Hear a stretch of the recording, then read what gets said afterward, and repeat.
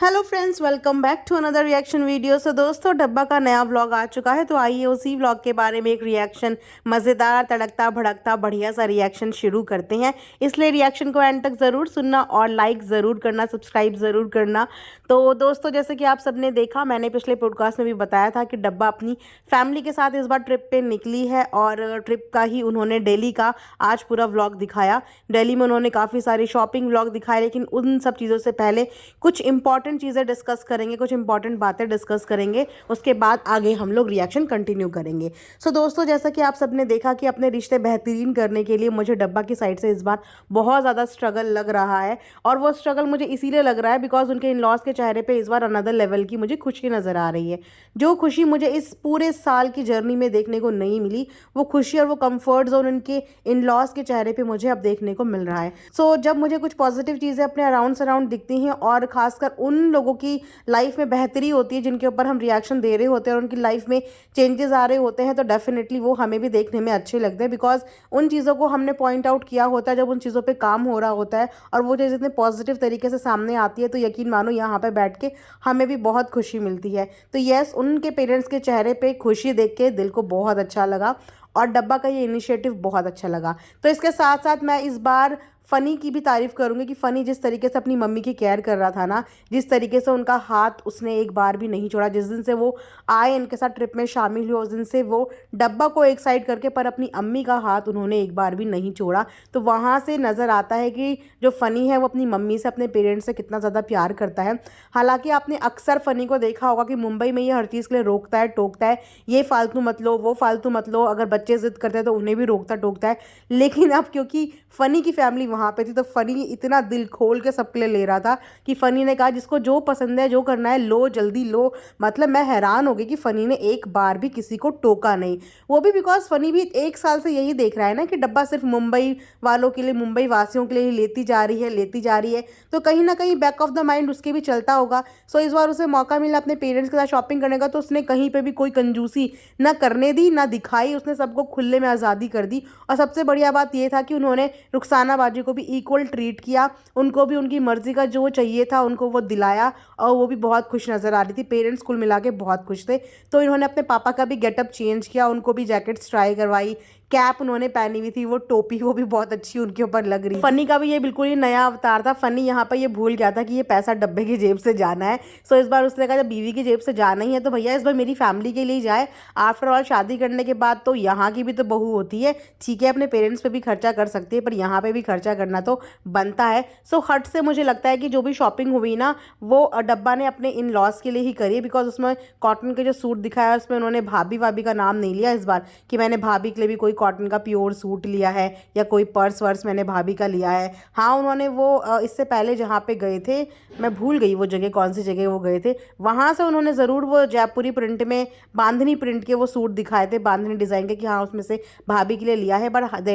पर दिल्ली हाट से उन्होंने भाभी का नाम कहीं भी जिक्र नहीं किया, ना ही डॉटर खाला वगैरह का नाम लिया उन्होंने सिर्फ यहाँ पे शायद अपनी अम्मी और अपने अब्बू इन सब की ही शॉपिंग करी, जो देख के वाकई में अच्छा लगा। उसके बाद जब इतनी तारीफ कर दी है तो ऐसा हो सकता है कि डब्बा ने कुछ गलतियां ना करी हो। जैसे कि डब्बा अब अपनी लाइफ के इम्प्रूवमेंट के दौर में है। So I really appreciate that improvement कि येस, अगर लाइफ में इम्प्रूवमेंट करोगे तो वो आपके लिए हमेशा फ़ायदेमंद रहेगा। लेकिन डब्बा ने अगेन एक ग्लिच करा कि डब्बा ने जब बीच में भी 3-4 दिन पहले वेट लॉस डाइट इन सब चीज़ों की हवा बनाई थी मौधा से ही कि डाइटिशियन से भी कांटेक्ट हो गया है और वेइंग मशीन भी ऑर्डर हो गई है, घर में आ भी गई है और वो मशीन को अपने साथ कैरी करके हर जगह लेके जाना है। इसीलिए उसको एक दिन में ही ऑर्डर कर दिया कि मैं जहाँ भी जाऊँगी ये मशीन मेरे साथ हर जगह जाएगी। तो भाई दिल्ली में तो वो मशीन का अभी तक हम लोगों को दर्शन ही नहीं हुए कि वो मशीन अचानक से गायब कहाँ हो गई। उसके बाद वो डाइटिंग कहाँ चलेगी, क्योंकि डाइटिंग तो मुझे मुंबई से ही टूटनी शुरू हो गई थी।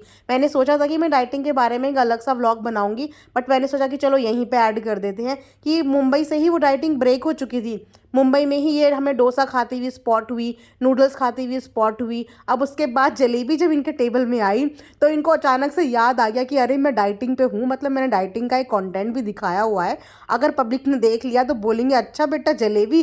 तो गर्दन तो उनकी हिलती हुई नज़र आ रही थी, लेकिन मैं श्योर हूँ कि इसके पीछे मतलब बैक कैमरा उन्होंने डेफिनेटली वो जलेबी भी ना अच्छे से पेली होगी। और साथ ही साथ जब वो लोग कहीं पर लंच या डिनर कर रहे थे तो वहाँ पर भी सारा जो खाना था वो बाहर का ही था। तो टोटल मिला के यही है कि डब्बा भी अपनी डाइट पे सस्टेन नहीं है। वो डाइट का जो कंटेंट था आई थिंक वो ख़त्म हो गया, या हो सकता है कि क्लाइमेट के अकॉर्डिंग, मौसम के अकॉर्डिंग वो वापस से रिटर्न आ जाए। पर फिलहाल तो दूर दूर तक कोई चांसेस नहीं लग रहे हैं कि डब्बा कोई भी अपना डाइट का रूटीन जो है वो फॉलो कर पा रही है। और सच बताऊं तो डब्बा वो रूटीन फॉलो कर ही नहीं सकती, बिकॉज शी इज़ फूडी। और जो ट्रैवल व्लॉगर्स होते हैं, मतलब अगर ट्रैवलिंग के लिए आपको जो कंटेंट के लिए इधर उधर जाना पड़ता है तो वहाँ पे आप डाइट मेंटेन कर ही नहीं पाते हो। कैसे मेंटेन करोगे? आप घर के अंदर डाइट मेंटेन नहीं कर पाते तो बाहर ट्रैवलिंग में तो डाइट मेंटेन करना बहुत ही ज़्यादा मुश्किल हो जाता है, अनटिल अनलेस कि आप अपने साथ सारे अपना डाइट चार्ट की सारी चीज़ें ना लेके चल रहे हो। तो वहाँ पे डब्बा का बहुत मुश्किल है को मेंटेन करना। बट ठीक है, डब्बा अपने हिसाब से कर लेगी, क्या पता जाके वापस से रीस्टार्ट करे। बिकॉज अगर नहीं करेगी और कुछ खाती भी पाई गई तो डब्बा के लिए वो कॉम्प्लिकेशंस इकट्ठी हो जाएगी। बिकॉज हर सब्सक्राइबर की नज़र और निगाहें इस समय डब्बा की डाइटिंग पर भी है, ये डब्बा समझ गई है। तो देखते हैं मुंबई जाके क्या पता वापस से रीस्टार्ट करे। बट अपने भाई के लिए भी इस पूरी ट्रैवलिंग की दौरान जैसे कि फैमिली टाइम दे रहे हैं, उसके बाद भी उन्होंने अपने भैया भाभी के लिए भी वोटिंग की अपील करी थी, स्टोरी पोस्ट करी थी, और फ़नी ने भी स्टोरी पोस्ट करी थी। लेकिन इस बार उस तरीके का इन्होंने मतलब हू हल्ला नहीं मचाया जैसे एक एक्साइटमेंट के साथ ये लोग पहले अपने भाई को प्रमोट करते थे ना। अब वो एक्साइटमेंट कहीं ना कहीं ठंडा पड़ गया है, जो फर्स्ट और सेकंड एपिसोड में दिखा था इनके भाई के। लेकिन धीरे धीरे वो बिल्कुल ठंडा पड़ गया कि बॉदर भी नहीं हुआ कि एक बार अपने मुंह से कुछ बोल दें वोटिंग अपील के लिए, किसी भी चीज़ के लिए कुछ भी नहीं बोला गया। कल भी नहीं बोला गया, कोई स्टोरी में भी ऐसा पोस्ट नहीं किया, सिर्फ एक सिंगल पोस्ट कर दिया था, वो भी आई थिंक फ़नी ने ही किया था। सो इतना हार्डली बॉदर अब डब्बा नहीं दिख रही है। वेल अच्छी बात है यार, दोनों फैमिली को मैनेज करना बहुत मुश्किल हो जाता है, वो भी तब जब दोनों फैमिली अलग अलग डायरेक्शन में रहती हो, एक यहाँ और एक वहाँ। और अगर डब्बा अपनी तरफ से इनिशिएटिव ले रही है तो ये बहुत अच्छी बात है। और वहाँ पे मुझे लगता है कि ये चीज़ रियलाइजेशन है ना, ये फ़नी ने ही करवाया है। और बहुत अच्छी बात है कि उसने हार ही नहीं मचाई, क्योंकि अगर लड़की को तुम एकदम से ये चीज़ें किसी लड़की के ऊपर प्रेशर डाल देते हो ना तो फिर वो आपसे ना दूर होती चली जाती है। तो मुझे लगता है कि यहाँ पे फ़नी ने थोड़ा सा स्मार्ट प्ले किया कि पहले उसको उसकी फैमिली के लिए सब कुछ करने दिया साल भर तक, कभी किसी चीज़ में भी रोका टोका नहीं। जिस तरीके के डब्बा ने जो डिसीजन लिया, फ़नी ने वो डिसीजन हाँ हाँ हाँ किया। सो डब्बा उन चीज़ों से इतनी ओवरवेल्म्ड हो गई कि इस बंदे ने मुझे कभी किसी चीज़ के लिए मना नहीं किया। तो अगर अब वो अपनी कुछ डिमांड रखता है ना अबाउट हिज पेरेंट्स, तो आई थिंक डब्बा उस चीज़ को मानती है और उस चीज़ को करती है, जो कि दोनों ही आई थिंक रिश्ते बैलेंस करने की पूरी पूरी कोशिश कर रही हैं, जो व्लॉग में देखने के लिए अच्छा लग रहा है। बट व्लॉग में देखने के लिए एक चीज़ अच्छी नहीं लग रही है, इनका बैकग्राउंड म्यूज़िक। मतलब इतना प्यारा फैमिली व्लॉग चल रहा है और उसमें सस्पिशियस म्यूज़िक क्यों ऐड कर दिया? मतलब ये जो म्यूज़िक है ये तो किसी सस्पिशियस चीज़ के लिए होता है, और फैमिली व्लॉगिंग के लिए एक मधुर सा प्यारा सा मीठा सा म्यूज़िक डालना चाहिए। सो इनके जो शायद न्यू मैनेजर है ये उनका आइडिया होगा, बट मुझे पसंद नहीं आया वो म्यूज़िक जो पीछे से लगा था। बाकी व्लॉग बहुत अच्छा था, बहुत प्यारा था, पॉजिटिव था, अच्छा लगा मुझे। सो मिलते हैं नेक्स्ट रिएक्शन में, तब तक आप अपना ध्यान देना। और कोई भी पॉइंट्स अगर मेरे से मिस आउट हो गए हों व्लॉग में देखने में तो कमेंट सेक्शन में मुझे ज़रूर बताना। और आप भी अपनी राय ज़रूर बताना कि क्या आपको डब्बा का ये इनिशिएटिव उनके इन लॉज के लिए अच्छा लग रहा है या नहीं, आप इस चीज़ को पसंद कर रहे हैं या नहीं। पता है क्या होता है, अगर हम किसी की चीज़ को अप्रिशिएट नहीं करते तो सामने वाला फिर उस चीज़ से ना पल्ला झाड़ लेता है। और अगर हम किसी चीज़ की, किसी अच्छे काम की किसी की तारीफ़ करते हैं तो वो बंदा उस अच्छे काम को और ज़्यादा करने की कोशिश करता है। सो हमेशा आपके इर्द गिर्द, नियर डियर, चाहे आपकी कितनी नाराज़गी किसी से क्यों ना हो, लेकिन अगर आपकी नज़रों में वो कोई चीज़ अच्छी कर रहा है तो उस चीज़ की आप लोग ज़रूर तारीफ़ करें, उस चीज़ को अप्रिशिएट ज़रूर करें। ठीक है, तो मिलते हैं नेक्स्ट रिएक्शन में। Thanks for watching earth mom Dehradun.